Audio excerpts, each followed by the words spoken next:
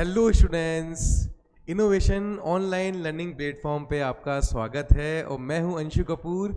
और अभी हम कुछ वीडियोस में देख रहे हैं, हम परफॉर्म कर रहे हैं PYQs नीट के। तो आज का टॉपिक है हमारा काइनेटिक थ्योरी ऑफ गैसेस पे हम कुछ PYQs परफॉर्म करेंगे। अगर आपको कोई डाउट हो तो कमेंट सेक्शन में लिख सकते हैं, ठीक है। तो स्टार्ट करते हैं क्वेश्चन नंबर 1। क्वेश्चन नंबर 1 हमें कह रहा है the volume occupied by the molecules contained in 4.5 kg water at STP if the intermolecular forces vanish away. 4.5 kilogram पानी में निहित अणुओं द्वारा व्याप्त आयतन STP पर ज्ञात करो यदि अंतरा आणविक बल समाप्त हो जाए। तो क्वेश्चन कह रहा है कि 4.5 ग्राम kg पानी है, ठीक है, ध्यान देना 4.5 kg पानी है। आपको इसका पानी का आयतन मतलब वॉल्यूम निकालना है STP पर। और एक बात और दी हुई है कि इंटरमोलिकुलर फोर्सेस क्या हो गए, वैनिश। तो इस बात को अपन समझते हैं कि सबसे पहले एक एक पॉइंट का मतलब देखिए, आपको नहीं समझ में आएगा तो फिर मजा नहीं आएगा, ठीक है जी। तो यहां पर सबसे पहले सॉल्यूशन करेंगे नंबर 1 क्वेश्चन का और बात पढ़ेंगे STP का मतलब क्या होता है। STP का मतलब है स्टैंडर्ड टेम्परेचर प्रेशर। और फिजिक्स में हमेशा याद रखना, STP में जो टेम्परेचर लेते हैं वो 0 डिग्री सेंटीग्रेड होता है, या अगर केल्विन की बात करें तो 273.15 केल्विन होता है, ठीक है जी। और प्रेशर हमें लेना है 1 ATM का। कोई प्रॉब्लम? ठीक है, तो ये आपको ये बात होती है। और दूसरा, कोई भी गैस अगर STP पर होती है, ध्यान देना, कोई भी गैस अगर STP पे होती है तो उसका वॉल्यूम क्या होता है, तो उसका वॉल्यूम जो होता है वो होता है 22.4 लीटर। क्या मतलब है, कोई भी गैस है, ठीक है जी, वो 1 मोल गैस है। पहली बात, 1 मोल गैस होनी चाहिए, STP पर होनी चाहिए। कोई भी गैस हो, 1 मोल हो और STP पर हो तो उसका वॉल्यूम कितना होगा, उसका वॉल्यूम होगा 22.4 लीटर। ये इंपॉर्टेंट बात आपको ध्यान रखनी है।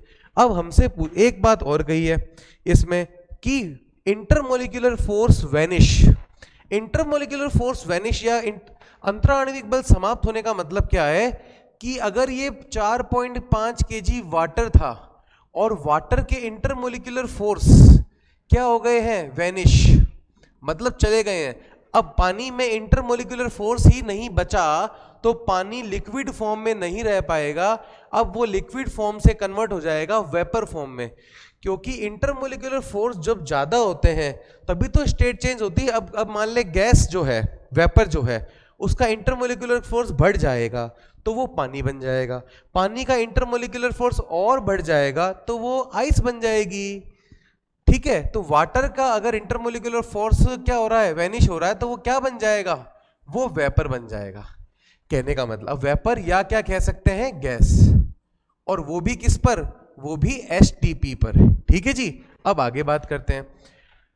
तो आपको पता लग गया है, तो सबसे पहले कितना मास है, कितना मास है जो वाटर का वेपर बदल गया है। तो क्वेश्चन में बोला है 4.5 kg का।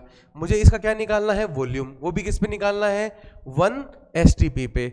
तो मास मेरे पास आ गया, तो मास से मैं नंबर ऑफ मोल निकाल लूंगा। नंबर ऑफ मोल्स कैसे निकालते हैं, total mass upon molecular mass, मतलब कुल द्रव्यमान बटा आणविक भार, आणविक द्रव्यमान। तो बेटा कुल द्रव्यमान यहां पर कितना है, 4.5 kg, ठीक है। और बात किसकी हो रही है, H2O की। तो H2O का मोलिकुलर वेट कितना होता है, तो आंसर है 18। तो 1 मोल H2O का में कितना मास होता है, 18 के आगे क्या लगा दोगे, ग्राम। तो 18 ग्राम पानी का मतलब है 1 मोल पानी। किसी का भी आपको 1 मोल निकालना है, उसका मोलिकुलर वेट लगाने के बाद आप पीछे ग्राम लगा दीजिए, वो आ जाएगा 1 मोल। तो मोलिकुलर मास कितना आ गया है, 18 ग्राम। अब ग्राम को किस में कन्वर्ट करना है, केजी में। किसकी मल्टीप्लाई करूंगा, 10⁻³ की। तो किस में कन्वर्ट हो जाएगा, केजी में। अब क्या करेंगे, 4.5 से 18 का डिवाइड कीजिए, तो 4.5 × 2 कितना होता है, 9। तो ये कितनी टाइम्स आएगा, 4 टाइम्स। 10⁻³ कहाँ जाएगा ऊपर, 10�3 अपॉन में कितना आ गया ये 4। इसको सॉल्व करेंगे तो आएगा 250। ओके जी, तो मेरे पास नंबर ऑफ मोल्स कितने आ गए, मेरे पास नंबर ऑफ मोल्स आ गए हैं 250। ये बात आपको समझ में आई। और मुझे पता है कि 1 मोल जो भी गैस होती है वो एसटीपी भी होती है, उसका वॉल्यूम कितना होता है 22.4 लीटर। तो मेरे पास कितने मोल आए 250। तो टोटल वॉल्यूम या कुल आयतन कैसे आएगा, टोटल वॉल्यूम कहें या कहें कुल आयतन, किस प्रकार से आएगा, टोटल कितने मोल हैं 250 इंटू 1 का वॉल्यूम कितना है 22.4 लीटर। अब कभी भी आपको लीटर दिख जाए तो फिजिक्स में उसको ऐसा यूनिट में कन्वर्ट करना पड़ता है मीटर क्यूब में। तो 10⁻³ की क्या कर देंगे आप, मल्टीप्लाई कर देंगे, तो आंसर किस में आ जाएगा मीटर क्यूब में। 250 को क्या लिख सकते हो 1000 डिवाइडेड बाय 4, 22.4, 10⁻³ -3 से +3 क्या हो गया है कैंसिल। अब 22.4 अपॉन 4 कितना आ गया हमारे पास 5.6 सॉरी। तो यहां पर हम बात करेंगे टोटल वॉल्यूम कितना आ गया 5.6 मीटर क्यूब। ओके जी, तो हम देखते हैं हमारा इसका करेक्ट आंसर है 5.6 मीटर क्यूब। तो क्वेश्चन काफी ध्यान देने लायक था, अच्छी तरह देखो क्वेश्चन को। तो सबसे पहले तो इसमें बात आई थी एसटीपी। एसटीपी क्या होता है 0 डिग्री सेंटीग्रेड और 273.15 केल्विन, या प्रेशर कितना हो 1 atm। तो इस पर इसको 1 एसटीपी बोलते हैं। और 1 एसटीपी पर कोई भी जो गैस होती है उसका 1 मोल का वॉल्यूम होता है 22.4 लीटर। ये बात याद रखना। हमारे पास पूछा था कि 1 एसटीपी पे 4.5 kg पानी का वॉल्यूम क्या होगा, 1 एसटीपी पर 4.5 kg वाटर का वॉल्यूम क्या होगा। तो हम देखते हैं कितने मोल होते हैं 4.5 kg में। तो टोटल मास हो गया 4.5 kg, मोलिकुलर मास हो गया 18 ग्राम। सॉल्व किया तो मोल की नंबर आए अपने पास 250। ठीक है, अब 1 मोल का वॉल्यूम है 22.4 लीटर, तो 250 का क्या होगा मल्टीप्लाई कर दी और हमारे पास इसी तरह से आंसर आ गया। ये बात आपको समझ में आई। नेक्स्ट क्वेश्चन पे चलते हैं। अगला क्वेश्चन क्या कह रहा है, अगला क्वेश्चन कह रहा है a cylinder contain hydrogen gas at pressure of 249 kilo pascal. तो सबसे पहले हम गिवन लिखेंगे कि क्या गिवन है, सॉल्यूशन लिखते हैं सेकंड क्वेश्चन का। सबसे पहले गिवन है हमें प्रेशर, कितना गिवन है 249 किलो, किलो को मैं लिख देता हूं 10⁻³ और ये आ गया पास्कल इज एसआई यूनिट। ठीक है, एसआई यूनिट में दिया हुआ है। टेम्परेचर कितना दिया हुआ है 27 डिग्री। 27 डिग्री में कितना जोड़ोगे, केल्विन में चाहिए हमें टेम्परेचर, तो 273 जोड़ोगे 273 जोड़ोगे तो आ जाएगा 300 केल्विन। ओके, डेंसिटी हमें पता करनी है। तो एक सिलेंडर में 249 किलो पास्कल दाब पर हाइड्रोजन उपस्थित है और तापमान 27 दिया हुआ है, हमें इसका घनत्व निकालना है। तो कुल मिला के हमें क्या फाइंड करना है, डेंसिटी। ठीक है जी। तो यहां पर इस प्रकार के जो क्वेश्चन होते हैं पी टी वी ऐसे पूछा जाए तो आप नॉर्मल आइडियल गैस इक्वेशन आप लगा दीजिए। तो आइडियल गैस इक्वेशन क्या होती है, पीवी इक्वल टू एनआरटी। सही बात है क्या। ओके, यहां पे एन क्या है, number of moles. Number of moles कैसे निकलते हैं, टोटल मास, कैसे निकलता है, टोटल मास अपॉन मोलिक्यूलर मास। सही बात है क्या। कुल द्रव्यमान बट्टे में क्या आएगा, आणविक भार, यहां पे आ जाएगा आर टी, कोई दिक्कत नहीं है। अच्छा जी, अब यहां पर इस m की मल्टीप्लाई में क्रॉस मल्टीप्लाई कर लेता हूं और वॉल्यूम आ जाएगा डिवाइड में। ठीक है जी। अब m, ये m कौन सा वाला है, टोटल मास। ये वॉल्यूम क्या है, total volume. Total mass upon total volume क्या होती है, डेंसिटी। कुल द्रव्यमान बटा कुल आयतन कितना होता है, घनत्व। तो इसकी जगह आ जाएगा घनत्व। तो हमारे पास नेक्स्ट स्टेप में आ जाएगा pm equal to rho R T. Next हम स्लाइड चेंज करते हैं, यहां पे लिखते हैं pm equal to rho R T. यहां पे हमें डेंसिटी निकालनी है तो इसकी वैल्यू आएगी pm बाय आर टी। तो प्रेशर की वैल्यू कितनी गिवन है हमें, फिर से देखते हैं। प्रेशर है 249 किलो पास्कल, तो प्रेशर की जगह वैल्यू पुट करेंगे 249 किलो, मतलब 10⁻3। ये m क्या है यहाँ पे? Molecular mass. गैस कौन सी दी हुई है हमें? हाइड्रोजन। हाइड्रोजन गैस का मोलिकुलर मास क्या होता है? तो हाइड्रोजन गैस क्या होती है बताओ पहले? H2। तो हाइड्रोजन गैस का मोलिकुलर वेट कितना हो गया? 2। क्या लगा दोगे आगे? ग्राम। तो हाइड्रोजन गैस का मोलिकुलर मास कितना हो गया है? 2 ग्राम। ये बात सबको समझ में आई आपको? और ग्राम को फिर किस में कन्वर्ट करना है?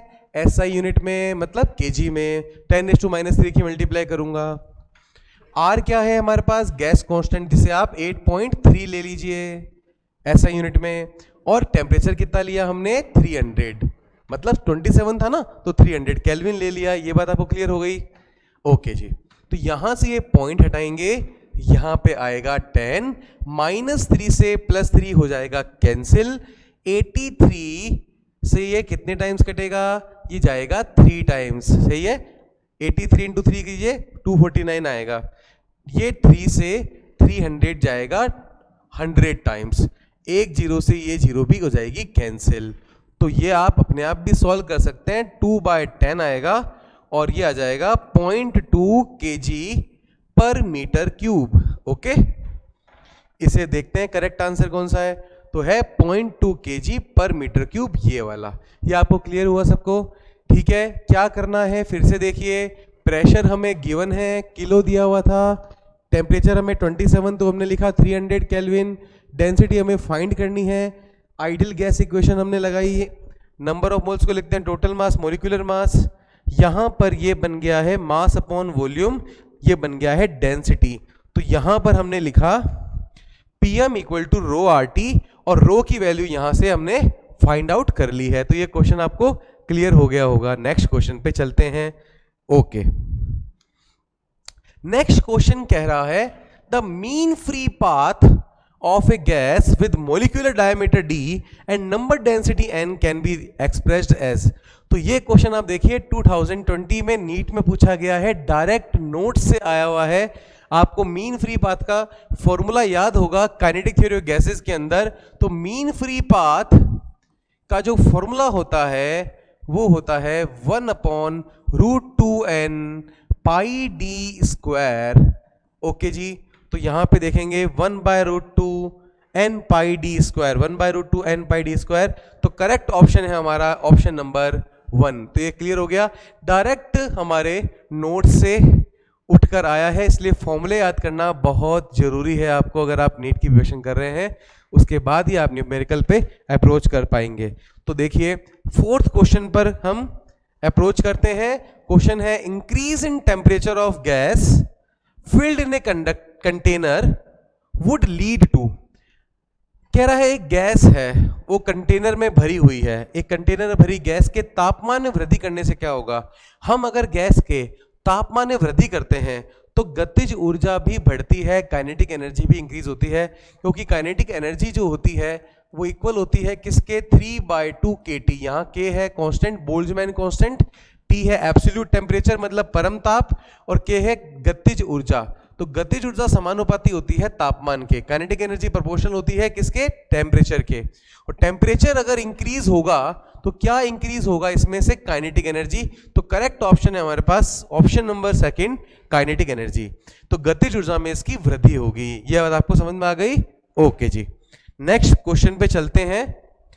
नेक्स्ट क्वेश्चन कह रहा है a gas mixture consist of 2 moles of oxygen, 4 moles of argon at temperature T।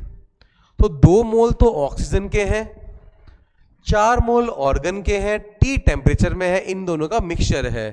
तो neglecting all vibrational modes the total internal energy of the system, total internal energy of the system हमसे पूछा है। यहां पर कह रहा है कि 2 मोल ऑक्सीजन है, 4 मोल ऑर्गन है, और इनके मिश्रण की कुल ऊर्जा आपको निकालनी है कंपन की विधा की उपेक्षा करते हुए।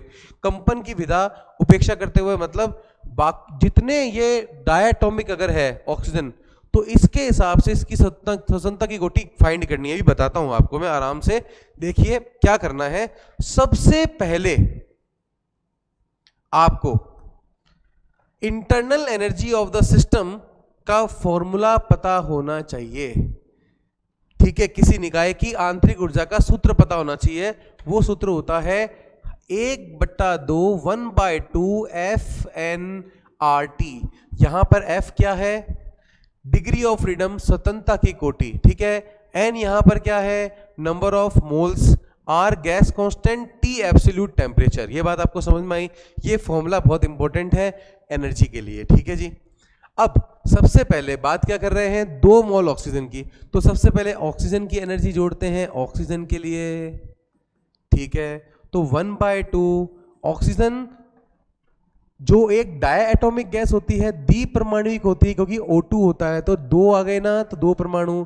और आपको पता होगा, अलग से हम यहां पर देखते हैं कि स्वतंत्रता की कोटि का सूत्र क्या होता है? वो होता है 3n-k। तो ऑक्सीजन की बात करें तो ऑक्सीजन में 2 तरह के परमाणु हैं, OO, भाई द्विपरमाणुक हो गया ना, O2 है तो, ठीक है। तो परमाणु की संख्या होगी 2, तो n बराबर लेंगे 2, और बॉन्ड हो गया 1, तो k बराबर लेंगे 1। k मतलब कितने बॉन्ड हैं? तो 3 इंटू n की जगह लिखेंगे 2 - 1। तो ऑक्सीजन के लिए स्वतंत्रता की कोटि कितनी आ गई है मेरे पास? 5।